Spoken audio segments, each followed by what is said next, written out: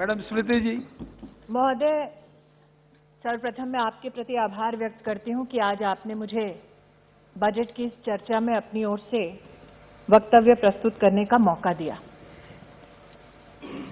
2-3 घंटे पहले सदन में एक वक्तव्य ऐसा आया जिसे सुनकर सोचने पर सदन का हर सदस्य मजबूर हो गया कि एक व्यक्ति झूठ की नींव पर खड़ा असत्य की और कितनी इमारतें बना सकता है। उस व्यक्ति ने सदन की गरिमा का बिल्कुल ख्याल ना रखते हुए इस सदन द्वारा संवैधानिक तरीके से पारित कानून को काला कहा। संविधान की अवहेलना करना इस सज्जन के लिए नई बात नहीं है। इस सदन में बजट के ऊपर चर्चा करना उन्हें स्वीकार नहीं। इस बात को देखकर कई लोग हतप्रभ रहे होंगे कि चर्चा बजट से संबंधित है तो बजट पर व्यक्ति क्यों ना बोले, लेकिन शायद मंशा यह है कि यह बजट भारत को आत्मनिर्भर बनाने का बजट है। यह बजट भारत को जोड़ने का बजट है और जिन लोगों ने दिल्ली में भारत के टुकड़े होने के नारे का समर्थन किया वो भारत को समर्पित इस बजट का समर्थन कभी नहीं कर पाए। मैं अचंभित थी सभापति महोदय जब उस व्यक्ति ने किसान की दुहाई दी और आरोप मढ़ा इस सरकार पर। अचंभित इसलिए क्योंकि जिस क्षेत्र के वो निवर्तमान सांसद हैं उस क्षेत्र में मंडी व्यवस्था की वो चर्चा करते हैं, चिंता करते हैं, लेकिन पूर्ण रूप से उस प्रदेश में क्या व्यवस्थाएं हैं उसके बारे में कभी चर्चा में शामिल नहीं होते। और जिस प्रदेश, जिस लोकसभा क्षेत्र से वो हारे, उस प्रदेश, उस लोकसभा क्षेत्र में किसान का उन्होंने क्या हाल किया, आज आपकी अनुमति से अध्यक्ष जी, सभापति महोदय जी, मैं उस संदर्भ में कुछ बोलना चाहती हूं। लेकिन बजट से उनका कोई सरोकार नहीं, क्योंकि जैसा मैंने कहा यह बजट देश को जोड़ने का बजट है, आत्मनिर्भर बनाने का बजट है, देश को तोड़ने का बजट नहीं है।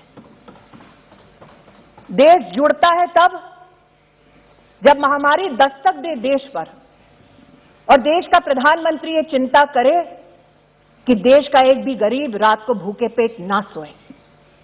और गरीब कल्याण पैकेज के माध्यम से देश के प्रधानमंत्री 80 करोड़ नागरिकों को 8 महीने तक मुफ्त का राशन पहुंचाने में सफल हो जाएं। इस सज्जन को यह बात स्वीकार नहीं कि 80 करोड़ नागरिकों तक इस बजट के संदर्भ में देश के प्रधानमंत्री ने राशन 8 महीने पहुंचाया कैसे, क्योंकि जब जब सत्ता इनके पास थी तब तब गरीब का क्या हश्र होता था ये देश जानता है, इसलिए आज वो सत्ता में नहीं है। आज अमेठी की सांसद होने के नाते इस बजट का समर्थन करते हुए मैं माननीय प्रधानमंत्री जी को आभार व्यक्त करती हूं कि देश की 80 करोड़ नागरिकों में अमेठी का 3,18,000 नागरिक है जिसको मुफ्त राशन देश के प्रधानमंत्री ने इस बजट के आधार पर दिया। इस व्यक्ति ने कहा, जो सदन में इस वक्त मौजूद नहीं है, जब अनुराग ठाकुर जी बोल रहे थे तब चले गए, कि उनका बजट से कोई सरोकार नहीं। और मैं अचंभित नहीं, क्योंकि इस बजट में आत्मनिर्भर स्वस्थ भारत योजना का उल्लेख है। 2,23,000 करोड़ का आवंटन वित्त मंत्री ने इस बजट के माध्यम से किया, लेकिन सरोकार उस सज्जन को नहीं जब वो सांसद थे, उनके जिला के अस्पताल में महोदय सीटी स्कैन की मशीन तक नहीं थी। महोदय जब वो सज्जन सांसद थे अमेठी के, तब उनके परिवार के एक ट्रस्ट ने वर्षों पहले जमीन ले ली प्रशासन से, ये झांसा देते हुए कि मेडिकल कॉलेज बनाया जाएगा अमेठी में। उस जमीन पर अपने लिए गेस्ट हाउस बना लिया। लेकिन आज मैं अमेठी की सांसद होने के नाते ये कहना चाहती हूं, अमेठी में पहली बार मेडिकल कॉलेज देने का अगर प्रावधान किसी ने किया तो नरेंद्र दामोदर दास मोदी ने किया। महोदय मैं कहना चाहती हूँ, आपका रिकॉर्ड में नहीं जाता है, आप मुद्दे पर बैठ जाइए। महोदय सांसद के नाते मैं जो तथ्य आज कह रही हूँ उसे कोई नहीं झुठला सकता।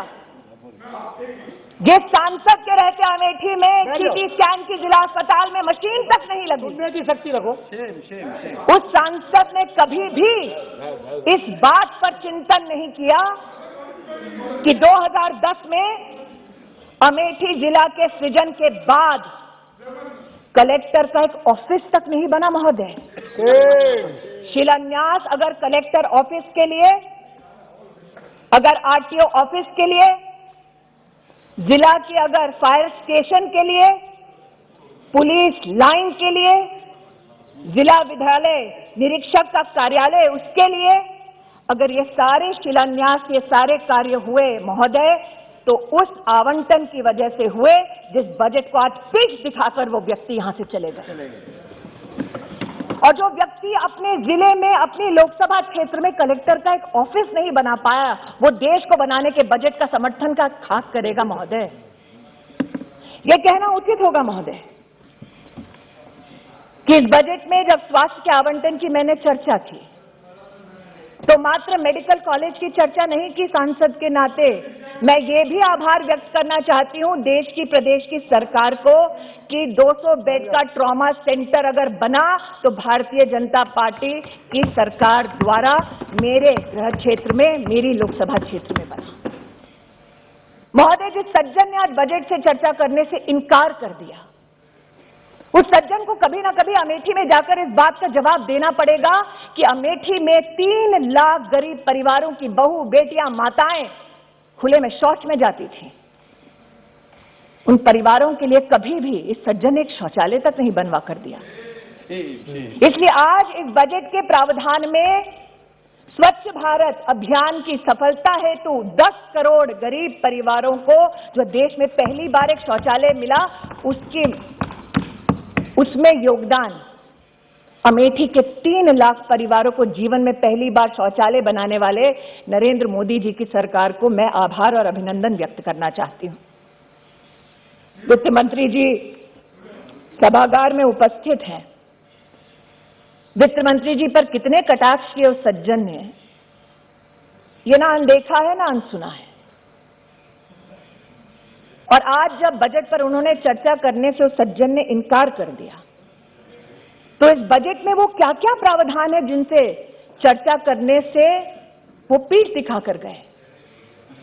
इस बजट में प्रावधान है कैसे हमारे ग्रामीण अंचल में इंफ्रास्ट्रक्चर की दरकार है। महोदय जिस बजट में रूरल इंफ्रास्ट्रक्चर का प्रावधान हो उस पर चर्चा करना सज्जन को स्वीकार नहीं, क्योंकि अमेठी में 194 ऐसी पंचायतें हैं जिनमें आज तक उस व्यक्ति ने भवन ही नहीं बनवाया था। ये भवन निर्माण कब संभव हुआ महोदय?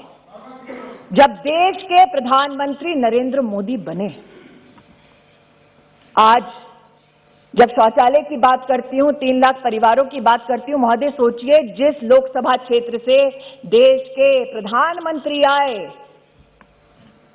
जो सज्जन आज बाल हट का यहां पर उदाहरण दे रहे थे, उस लोकसभा क्षेत्र में 680 ऐसे सार्वजनिक स्थल से महोदय जहां पर जिंदगी में कभी सामुदायिक शौचालय नहीं बना। उस लक्ष्य की पूर्ति करने वाले इस बजट का आज मैं अमेठी की सांसद होने के नाते समर्थन करती हूं महोदय, इसलिए खड़ी हुई।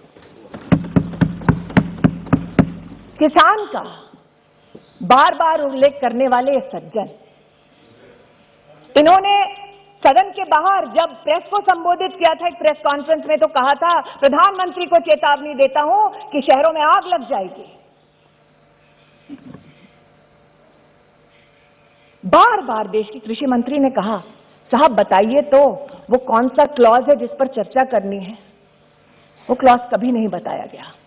झूठ बोला गया कि एमएसपी का ऑपरेशन बंद हो जाएगा। वित्त मंत्री ने अपने वित्तीय भाषण में कहा कि एमएसपी की तुलनात्मक क्या क्या आंकड़े हैं। मैं आज कहती हूं, कपास में 2013-14 में मात्र 90 करोड़ की खरीद की यूपीए की सरकार ने, मोदी सरकार ने कपास के अंतर्गत 26,000 करोड़ की खरीद करके दिखाया।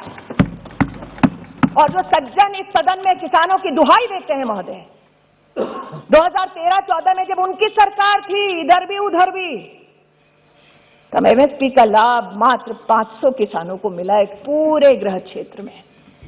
एक ऐसा लोकसभा क्षेत्र जिससे 3 जिले जुड़े हैं, वहां पर 500 किसानों को एमएसपी के ऑपरेशन का लाभ दिया एक व्यक्ति ने, जो बजट पे चर्चा नहीं करना चाहता। एग्री इंफ्रा फंड के बारे में वित्त मंत्री जी ने उल्लेख किया, एग्रीकल्चर क्रेडिट के बारे में वित्त मंत्री जी ने उल्लेख किया कि 16 लाख करोड़ हम लोग एग्रीकल्चर क्रेडिट पहुंचाना चाहते हैं। महोदय, इस व्यक्ति के गृह क्षेत्र में जब ये अमेठी के सांसद थे तो जीवन में पहली बार कृषि विज्ञान केंद्र किसी ने खोला तो नरेंद्र दामोदर दास मोदी ने खोला। मैं अचंभित थी कि ये कैसे पीठ दिखाकर जा रहे हैं। अरे जब ये सांसद थे अमेठी के, तो अमेठी के किसान एकत्रित होकर हमारे कृषि मंत्री से बोले, साहब आज तक खाद की एक रैक नहीं उतरी अमेठी में। खाद की रैक पहली बार गौरीगंज में उतारने वाला अगर कोई था तो उसका नाम नरेंद्र दामोदर दास मोदी है। किसानों की दुहाई देते हैं, मैंने बार बार इनसे कहा कि आपने कोहार में किसानों से जमीनें ली ये कहकर कि आप सम्राट साइकिल और नया नया उद्योग बनाएंगे। उद्योग आपने खड़ा नहीं किया, लेकिन आपकी ट्रस्ट ने उस जमीन को खरीद लिया। वो जमीन जो कमर्शियल किसी एंटरप्राइज के लिए था, एक एनजीओ ने खरीद ली। ऐसा कोई बचा नहीं जिसको जायस में बहादुरपुर के आसपास किसानों से बैठ जाओ, तुम्हें नहीं कुछ बताओ। जमीन ली गई है कहते हुए, अमेठी गए भी नहीं, तुम बैठ जाओ। जमीन ली गई है कहते हुए बैठ जाओ। मोदी जाओ, আমি আজকে আপনাকে প্রমাণ দিতে পারি, আমি প্রমাণ দিতে পারি। कुछ नहीं बचा तुम्हें, বলছি আপনি বসুন, আমি বলছি। बैठ जाओ। मंत्री हूँ तो क्या, अमेठी की सांसद भी हूँ। बैठ जाओ। झूठ का पर्दाफाश करने का मेरा भी अधिकार है। पता नहीं, तुम बैठ जाओ। आप बैठ जाइए, कृपया बैठ जाइए। अजय रंजन जी बैठ जाइए, जायज बहादुरपुर आप बैठ जाइए। किसानों से जमीन ली गई ये कहकर कि महिलाओं के लिए इंटर कॉलेज खोला जाएगा, और इंटर कॉलेज नहीं खोला महोदय, उनकी दोबारा ट्रस्ट ने वो जमीन ले ली, अपना कार्यालय खोल दिया। और जब प्रशासन ने महोदय वो जमीन वापस मांगी तो ये कोर्ट चले गए किसानों के खिलाफ।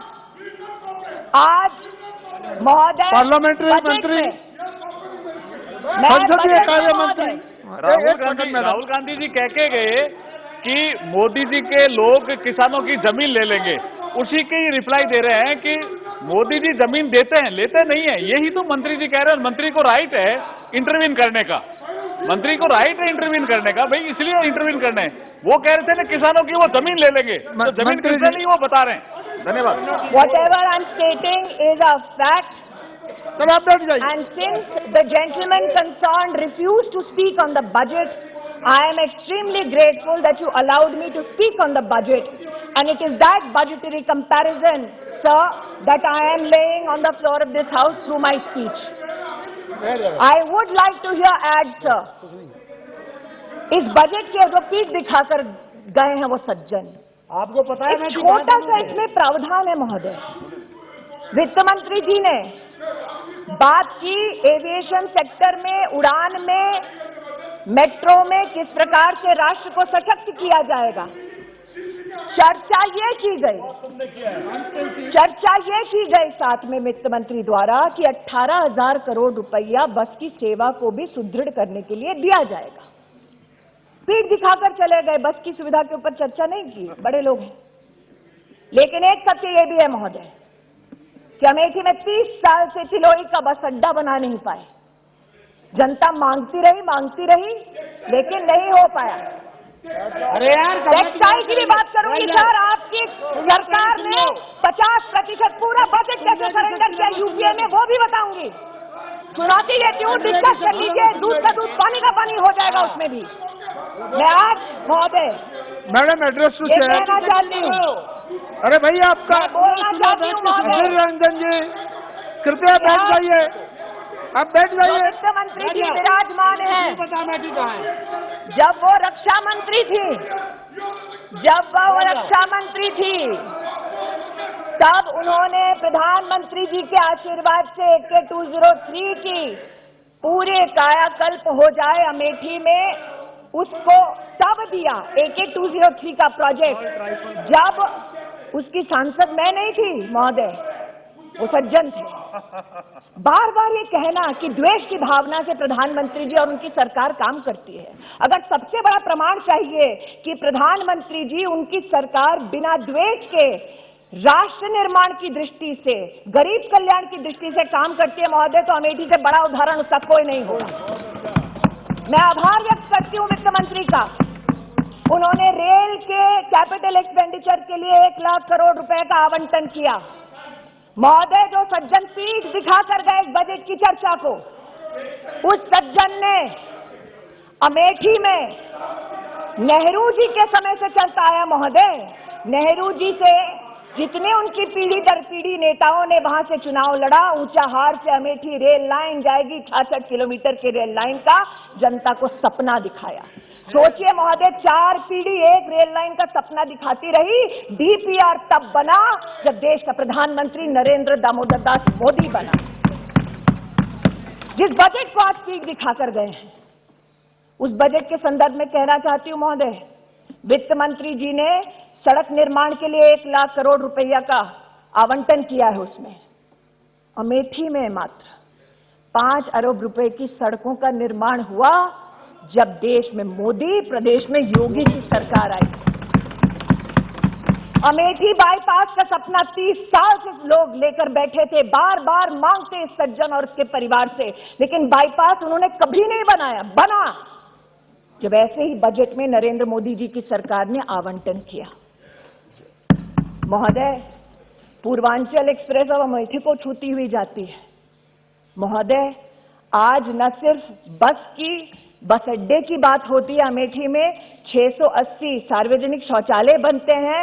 194 पंचायत भवनों में से मात्र 1.5 साल की अवधि में 55 भवन बन जाते हैं। ये इसलिए संभव होता है महोदय, क्योंकि देश को आत्मनिर्भर और सशक्त बनाने का बजट ये सरकार पारित करती है। और इसलिए महोदय, भले ही उनको इस बजट से कोई सरोकार ना हो, भले ही उनको ये बजट स्वीकार ना हो, लेकिन देश को ये बजट स्वीकार है, क्योंकि एक बार फिर कहती हूं महोदय, ये देश को जोड़ने का बजट है, देश को तोड़ने का बजट नहीं।